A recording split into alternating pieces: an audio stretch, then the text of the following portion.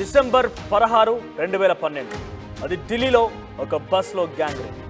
అప్పటి నుంచి మొదలుకుంటే ఇప్పటి వరకు కూడా అనేక చట్టాలు వస్తున్నాయి, అనేక ప్రభుత్వాలు మారుతున్నాయి. కానీ ఈ అఘాయిత్యాలు, అత్యాచారాలు మాత్రం ఇంకా మారడం లేదు. ఎంత శిక్షలు కఠినం చేసినా కూడా అంతకు రెట్టింపుగా తెగిస్తున్నారు. మానవ మృగాల్లా ప్రవర్తిస్తూ కొంతమంది అమ్మాయిలని అలుసుగా తీసుకొని వారిపై అత్యాచారం చేస్తున్నారు. తరచుగా ఘటనలు జరుగుతూ ఉన్నాయి, శిక్షలు పడుతూ ఉన్నాయి. చాలా చోట్ల బహిరంగంగానే తెగించి మరీ మాట్లాడుతున్నారు. కానీ ఈ రోజు వరకు కూడా ఈ ఘటనలకి ఫుల్ స్టాప్ పెట్టే అవకాశం కానీ ఆ సిచ్యువేషన్ కానీ కనబడడం లేదు. ఇప్పటికే కోల్కతాలో ఒక జూనియర్ డాక్టర్ అత్యాచారం మరొక ఘటన చోటు చేసుకుంది. ఇది తాజాగా ఉత్తరాఖండ్లో చోటు చేసుకుంది. ఉత్తరాఖండ్ డెహ్రాడూన్లో దారుణం జరిగింది. ఒక టీనేజ్ బాలికపై 5గురు ఒక ప్రభుత్వ బస్సులోనే అత్యాచారం చేశారు. అయితే ఆర్టీసీ బస్సులోనే ఈ దారుణానికి ఒడిగట్టడం సర్వత్రా చర్చనీయాంశమవుతోంది.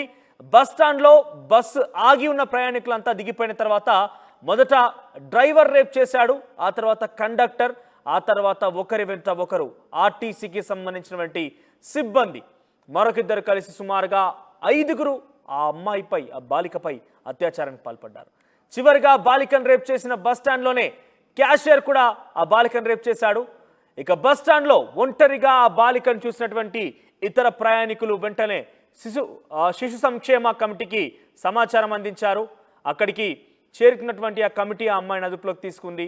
కౌన్సిలింగ్ ఇచ్చిన తర్వాత ఆ అమ్మాయి చెప్పిన విషయాలు వింటే అందరినీ కూడా భయాందోళన, కొంత ఆందోళన కలిగించింది. ఎందుకనంటే ఆ అమ్మాయి ఆ క్షణంలో వారు వరుసగా ఒకరి వెంట ఒకరు డ్రైవర్, కండక్టర్, ఇతర బస్ డ్రైవర్, కండక్టర్, ఆ తర్వాత బస్ స్టాండ్లో పనిచేస్తున్నటువంటి క్యాషియర్ కూడా ఆ అమ్మాయిపై లైంగికంగా దాడి చేసి అత్యాచారం చేసి ఆ అమ్మాయిని ఎంత విచక్షణరహితంగా వారు చేశారనేది చాలా క్లియర్గా ఈ దృశ్యాలు, లేటెస్ట్గా చూసినటువంటి ఈ విషయాలు వింటే మనకు అర్థమవుతుంది.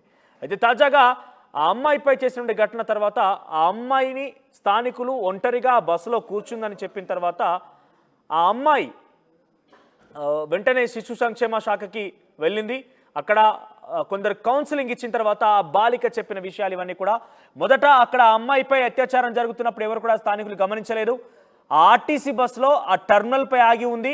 అది ఉత్తరాఖండ్ నుంచి ఉత్తరప్రదేశ్ వైపు వెళ్ళాల్సినటువంటి బస్సు, అది ఢిల్లీ దెహ్రాదూన్ వైపు వెళ్ళాల్సిన బస్సు అది. అయితే ఆ బస్సులో ఈ నెల 12న జరిగింది ఈ ఘటన. ఆర్టీసీ బస్సులో 12వ తేదీన జరిగిన ఘటనకు సంబంధించి నిన్న అంటే సుమారుగా 4-5 రోజులు పట్టింది ఈ యొక్క విషయం బయటికి రావాలంటే. సుమారుగా వారం రోజులు పట్టింది ఆ విషయం బయటికి రావడానికి. ఆ అమ్మాయి 12వ తేదీన అక్కడికి దెహ్రాదూన్ చేరుకుంది. దెహ్రాదూన్ నుంచి ఢిల్లీకి వెళ్లాల్సి ఉంది. ఆ అమ్మాయిది ఉత్తరప్రదేశ్గా తెలుస్తోంది. ఉత్తరప్రదేశ్లో మోరాబాద్ ప్రాంతానికి సంబంధించినటువంటి బాలిక ఆమె. అక్కడి నుంచి దెహ్రాదూన్ చేరుకుంది. దెహ్రాదూన్ నుంచి అటువైపు నుంచి ఢిల్లీకి వెళ్లాల్సి ఉంది. అయితే దెహ్రాదూన్ బస్ స్టాండ్లో ఆగి ఉన్న బస్సు అది.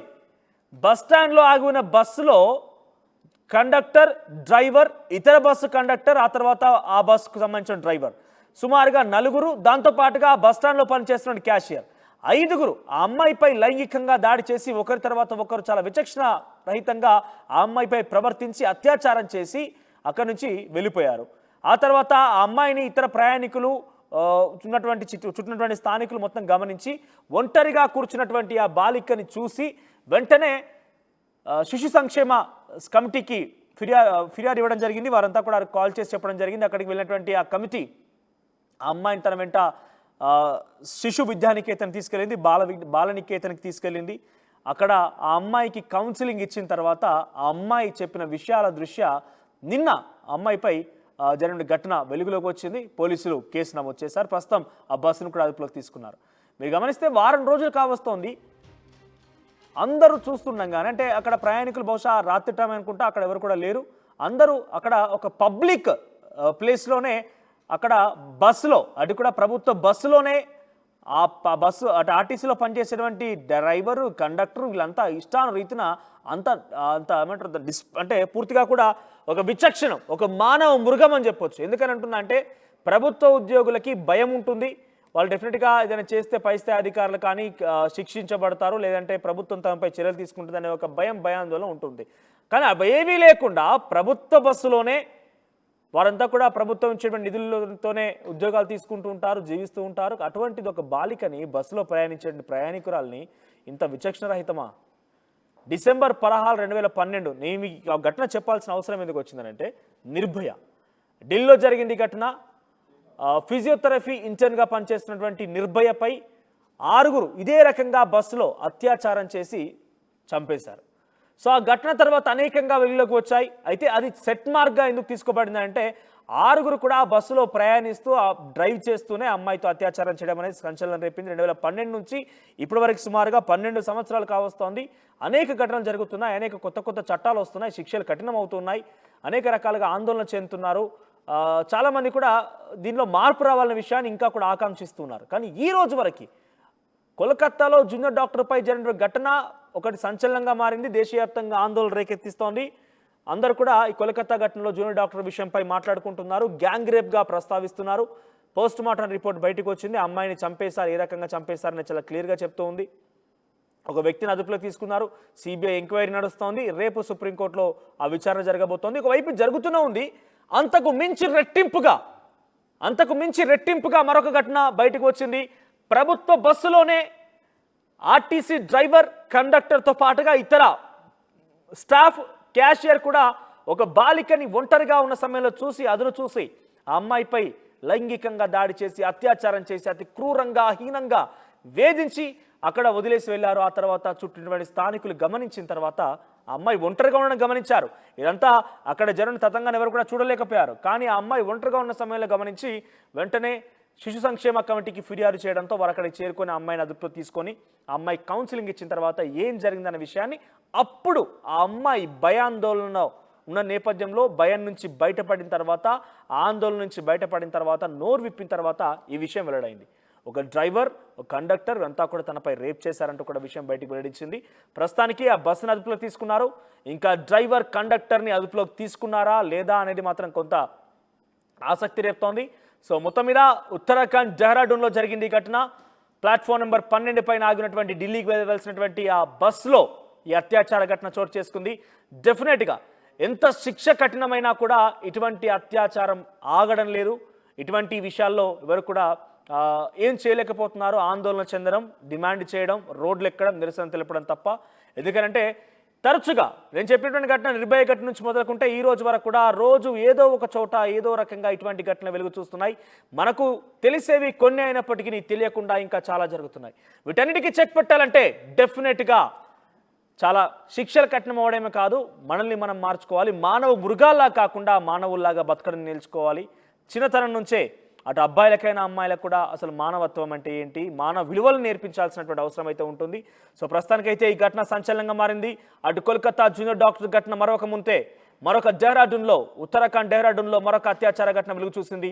అయితే ఇక్కడ అమ్మాయి మాత్రం కొంత అనారోగ్య సమస్యతో బాధపడుతున్నప్పటికీ తాజాగా ఆ అమ్మాయి నోరు విప్పేంత వరకు కూడా ఈ ఘటన బయటకు రాలేదు. ఒకవేళ కనుక ఆ అమ్మాయిని అక్కడే కనుక మరణించి ఉంటే సిచ్యువేషన్ మరో రకంగా ఉండేది. అక్కడే కనుక ఆ అమ్మాయికి ఏమైనా జరిగి ఉంటే ఇంకో రకంగా ఉండేది. ఆ అమ్మాయి నోరు విప్పి ఏకంగా మాట్లాడింది కాబట్టి ఈరోజు ఈ నిందితుల్ని కానివ్వండి, లేకుంటే ఘటనకు సంబంధించి కానివ్వండి ఎక్స్పోజ్ అయింది, బయటకు వచ్చిన విషయం.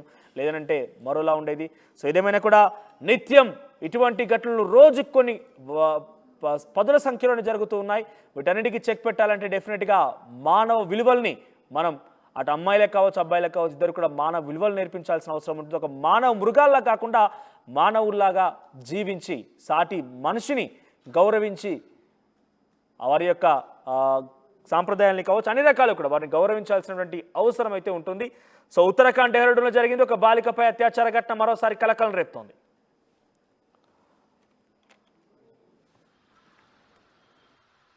देखिए, घटनाक्रम में 13 तारीख को बच्ची जो है 1098 जो हमारी चाइल्ड हेल्पलाइन है उनकी टीम को मिली थी, और उसमें जो आईएसबीटी का गार्ड है उसने जब बच्ची को स्पॉट किया था तो उसको लगा कि वहाँ पर एक व्यक्ति संदिग्ध खड़ा है और बच्ची वहाँ किसी दुकान पर बैठे कुछ खा रही थी।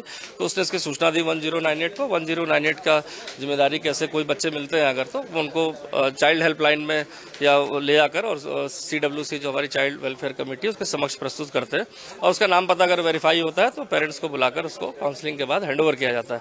चूंकि इसमें बच्ची द्वारा बताया गया कि उसके पेरेंट्स नहीं है और अपना कोई पक्का एड्रेस नहीं बताया गया, ना डिस्ट्रिक्ट बताया गया। तो चूंकि इस तरह के मामलों में फिर वो काउंसलिंग करते हैं और लगातार जब उनके द्वारा ले जाकर, चूंकि देर रात का मामला था, फिर अगले दिन उसकी एक राउंड की काउंसलिंग हुई तो बच्ची द्वारा ऐसी कोई बात उनको नहीं बताएगी, ना अपना एड्रेस बताया गया। हाँ, ये जरूर बताया गया कि उसके माँ बाप नहीं है, बहुत पहले उनकी डेथ हो गई है और परिवार में उसका भाई लोग उसको मतलब रखना नहीं चाहते थे, तो ये वो चली आई घर छोड़कर। क्योंकि फर्स्ट डे ये काउंसलिंग हुई, जो काउंसलिंग रिपोर्ट पड़ी, सेकंड डे फिर काउंसलिंग हुई, तो धीरे धीरे जब ये 2-3 दिन काउंसलिंग हुई तो बच्ची द्वारा कहीं ना कहीं इस चीज़ को बताया गया कि उसके साथ गलत कार्य हुआ है। और जैसी इस बात की पुष्टि हुई उनके द्वारा, तो उनके द्वारा एक तहरीर कल शाम को इसमें दी गई थी, जिसमें हमने तत्काल रेप और उसमें जो भी धाराएं सुसंगत थी उसमें केस रजिस्टर्ड कर लिया। केस रजिस्टर्ड के बाद मेडिकल की प्रक्रिया, फिर जिस हिसाब से जब उससे पूछताछ से पता चला कि वो बस से आई थी, तो बस के आधार पर हमने आईएसबीटी का जो परिसर है वहाँ के सारे सीसीटीवी फुटेज लेकर उसका अवलोकन किया। उस 1-1.5 घंटे का अवलोकन में बच्ची हमें ट्रेस हुई कि वहाँ कहीं बैठी हुई थी दुकान पर, उसके पास एक व्यक्ति भी खड़ा था। तो उस सस्पेक्ट के आधार पर हमने उसका आइडेंटिफिकेशन किया, तो आइडेंटिफिकेशन के बाद ये चीज निकल के आई कि वो एक बस का ड्राइवर है जो अनुबंधित बस चलाता है दिल्ली से यहाँ देहरादून के लिए। और इसके बाद जब उसके लिए टीम हमने भेजकर उससे पूछताछ करी तो उसके द्वारा कबूल किया गया कि हाँ भाई उसने ऐसी घटना कारित की है। सेकंड, जब उससे पूछा गया और लोग कौन साथ में थे, तो उसमें 3-4 नाम उसने अपने प्रकाश में बताया। तो एक एक करके टीमों को लगाकर सभी को राउंड अप किया गया और घटनास्थल से जो हमारी बस थी और सभी को फॉरेंसिक एक्सपर्ट्स को बुलाकर रात ही रात उसका कोई अगर हमें सैंपल मिल जाता है जो केस के लिए इंपॉर्टेंट है, वो भी कर लिया गया। तो देखा जाए कि जो 5 लोग थे वो कहीं ना कहीं इसी बस चलाने में या क्लीनर या ड्राइवर थे, और एक उसमें कैशियर था जो काम करता है। और साथ ही साथ उनके द्वारा जो ड्राइवर है उसके द्वारा बताया गया कश्मीरी गेट पर ये बालिका मिली थी और उसके द्वारा उसको बस में बैठाकर यहाँ पर ले आए थे। तो देखा जाए जब उसके द्वारा ये घटना कर ली गई तो कहीं ना कहीं उसके जो जानने वाले साथी थे, जब उनको जानकारी हुई तो इनके द्वारा भी ये घटना को इस तरह से कारित किया गया। तो अभी चूंकि इन्वेस्टिगेशन चल रही है, 5 लोग इसमें थे, 5 लोग ऑलमोस्ट, इसके अलावा कोई और ना हो इसकी भी पुष्टि कर ली जाए, लेकिन अभी तक 5 लोग हैं और 100% नीचे निकल के आएगी। 5 के अलावा अभी तक कोई नहीं थे। और चूंकि बच्ची द्वारा भी काउंसलिंग में 5 ही लोग की बात बताई गई थी और हमारी भी इन्वेस्टिगेशन में पूछताछ में 5 ही लोग आए थे, तो 5 लोग राउंड अप हो चुके हैं और बस को भी कब्जे में लेकर फोरेंसिक एग्जामिनेशन हो चुका है। और साथ ही साथ जो वहाँ के गार्ड है, जो 1098 के कर्मचारी हैं, जो बच्ची को पहले लेके आए थे, काउंसलिंग करी थी, ये सभी चीजें हमारे बयानों में आ गई हैं। साथ ही साथ अभी जो पूछताछ के दौरान एक गांव का नाम पता चला था, तो वहां भी हमने फिर अपनी टीम के माध्यम से जानकारी करी, तो उनके पेरेंट्स ट्रेस आउट हो गए हैं और वो गांव में रहते हैं वहां पर, और उनकी डेथ नहीं है, दोनों लोग जिंदा है, माँ बाप उसके। और उनके गांव के मौजूद लोग से भी जब बातें की गई हैं तो वो यहाँ पहुंच जाएंगे तो मुझे लगता है और ज्यादा विस्तार से चीजें पता चलेंगी।